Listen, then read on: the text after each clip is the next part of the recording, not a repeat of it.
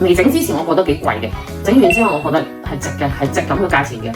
大埔富蝶村380尺單位入伙啦，由量尺到安裝只需1個半月，最終效果靚過私家樓，一齊去睇睇。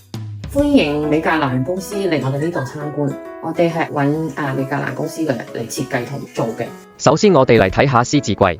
櫃啦，因為我嗰下邊咧小朋友多啊，嗰邊都係一個大嘅鞋櫃嚟，上邊就係儲物櫃嚟嘅。咁就鞋櫃就呢個已經夠用㗎啦，其實即係屋企人4個人5個人都夠用㗎啦。咁呢啲又可以擺嘢啊，即係基本上全部用得到。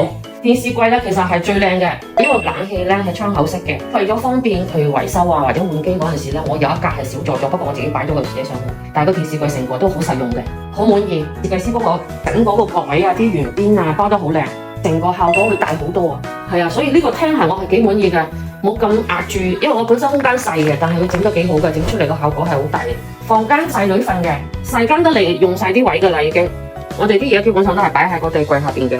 佢依家就係唔肯上去個床上邊瞓，大啲可能就會用得到，多數都擺嘢。就呢個房間咧，旁邊有個櫃，側邊又可以做一個床頭櫃，俾個衣櫃、書台，全部夠位擺㗎啦。設計出嚟咧，成個位用盡㗎啦，我覺得幾好㗎。咁都有對比下佢哋即係個公司間公司嗰啲設計啊，或者啲價錢啊，或者啲即係好多售後啊嗰啲都係有比較過，咁佢就選咗呢一間嘅。全程成間公司嘅人嘅態度都好好，包括埋個安裝師傅。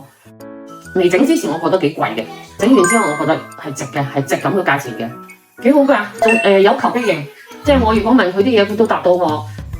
所以其實我就會覺得個服務態度好緊要。嗰陣時好似比我預期中貴少少嘅，咁但係咧佢嗰個做出嚟嗰個效果同埋佢成間公司啲人嘅態度咧，我覺得好值嘅。